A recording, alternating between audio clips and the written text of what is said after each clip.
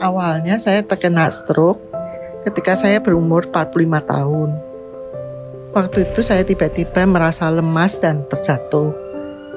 Saya segera menelpon kakak saya dan segera dirujuk ke Siloam Hospital.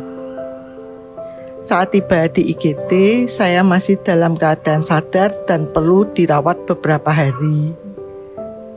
Dari penjelasan dokter, riwayat diabetes yang saya miliki menjadi salah satu pemicu stroke yang menyerang saya. Penyebab penyakit stroke secara umum ada 5. 1. Hipertensi. 2. Diabetes. 3. Kebiasaan merokok. 4. Kadar kolesterol yang tinggi. Dan 5. Gangguan irama jantung. Yang paling penting pertolongan pertama orang menderita stroke adalah segera datang ke rumah sakit. Karena nanti di situ dokter akan menentukan diagnosa dari stroke-nya. Apakah perdarahan atau sumbatan. Jadi pertolongan pertama adalah segera datang ke rumah sakit yang terdekat yang memiliki fasilitas yang lengkap. Terutama untuk diagnosa stroke, misalnya CT scan atau MRI. Bila stroke-nya perdarahan, pertama kita hanya memberikan obat-obatan.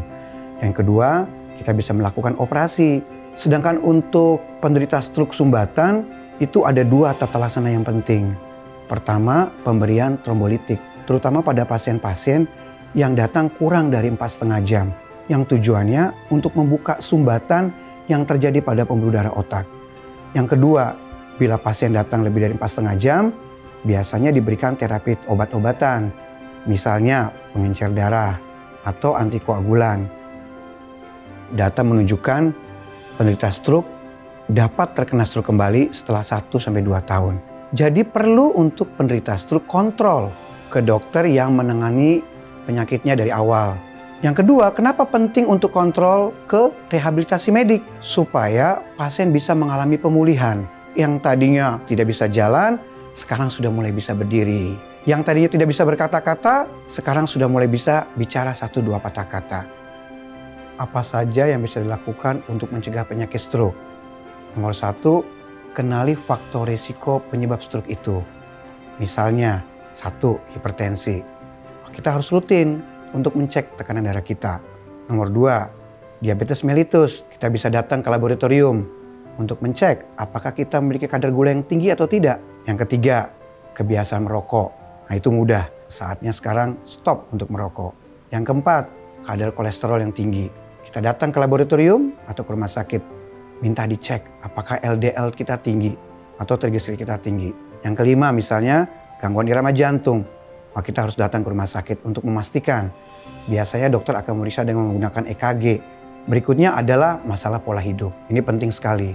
Nomor 1, diet rendah garam, supaya kita tidak terkena hipertensi nantinya. Yang kedua, diet rendah lemak.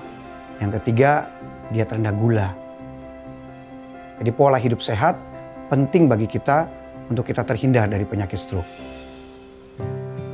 Puji Tuhan, setelah menjalani pengobatan, fisioterapi dan akupuntur di Siloam Hospital, saya perlahan-lahan mulai sembuh.